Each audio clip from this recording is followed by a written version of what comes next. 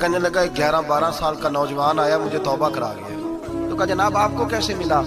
تو وہ شخص کہنے لگا حضور کل میں گیا بازار, میں نے بغداد کے چوک سے 10 کلو مچھلی بھی خرید لی اور کچھ اور ضرورت کی چیزیں بھی, مہمان آنے تھے, وہ سارا کچھ خرید کے میں جب نکلا تو سامان زیادہ ہو گیا. چوک میں مزدور بیٹھے ہوتے تھے, میں نے کہا بھئی میرے ساتھ فلاں محلے تک سامان پہنچانا ہے. وہ بچہ کہنے لگا چچا اگر میں چلوں تو, میں نے اس کو ایڈریس وغیرہ بتلایا تو 3 دینار مزدوری طے ہو گئی سامان گھر پہنچانے کی. کہتے میرے ساتھ وہ نکلا اور جب رستہ طے کرنے لگا تو رستے میں گرمی بڑی سخت تھی, ظہر کا وقت تھا. ذرا ہم نے چند قدم اٹھائے, 2-4 گلیاں گزرے تھے کہ اذان ظہر کی آواز آنے لگی. تو کہتے ہیں بڑی منت کے انداز میں, بڑی گزارش کے انداز میں میری طرف دیکھا, عمر چھوٹی سی ہے. کہنے لگا چچا اگر اجازت مل جائے تو میں ظہر کی نماز پڑھ لوں. کہتے ہیں میں ایک جگہ پھٹے پہ بیٹھ گیا اور گپے کرنے لگا, سامان وہاں رکھا, میں نے کہا پڑھ لے نماز. کہتے ہیں بچہ نماز پڑھنے چلا گیا, باقی لوگ دیر سے آئے, وہ نماز پڑھ کے جلدی آ گیا.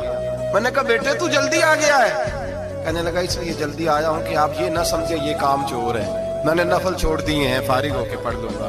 کہتے ہیں سامان اٹھایا, رستے میں گرمی شدت کی تھی, اس کا پسینہ بہنے لگا, میں آگے بڑھا, میں نے کہا بیٹے سامان تھوڑی دیر کے لیے مجھے دے دو, گرمی زیادہ ہے. کہنے لگے میں آپ کو نہیں دے سکتا, اس لیے کہ 3 دینار مزدوری گھر پہنچانے کی طے کی ہے, میں پھر مزدوری پوری نہیں لوں گا, پیسے کم لوں گا. کہتے ہیں میں محو حیرت ہو گیا, اس جوان کی بات نے میرے سارے وجود تھر تھر کپا ڈالا کہ اس دور میں اس قسم کے لوگ. کہتے ہیں گھر لے گیا اس کو, میں سامان رکھا, میں نے کہا تم یہاں ٹھہرو میں 3 دینار مزدوری لاتا ہوں. کہتے ہیں پیسے لینے گیا تو بیوی کو بتایا, بڑا نیک ہے, بڑا پرہیزگار جوان ہے. کہنے لگی روٹی پکی ہوئی ہے, اسے کہو دوپہر کا کھانا کھا لے. کہتے ہیں میں باہر گیا, 3 دینار تھمائے, میں نے کہا بیٹے ایک بات مانو گے؟ تو کہتے ہیں 3 دینار دے کے کہنے لگا اب تو آپ مالک ہو گئے, میں نے نمک کھا لیا ہے, اب تو ہر بات مانوں گا. اصلہ نال جی نیکی کریے نسلہ تاک نہیں بھول دے, میں اب ہر بات مانوں گا.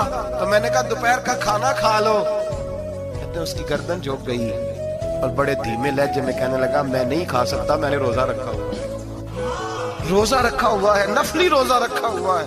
کہتے میں اور پریشان ہوا, میں نے فوری طور پہ سوال کیا کہ اب تو کدھر جائے گا؟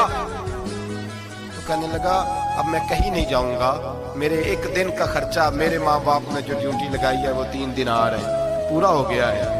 اب میں باقی جو وقت بچے گا یا قرآن پاک کی تلاوت کروں گا یا محمد عربی پہ درود و سلام پڑھوں گا. میں نے کہا افطاری کر لینا. کہنے لگا مجھے مسجد بتا دو, میں جا کے اللہ اللہ کرتا ہوں, مجھے شام کو لے آنا. افطاری ہمارے ساتھ اس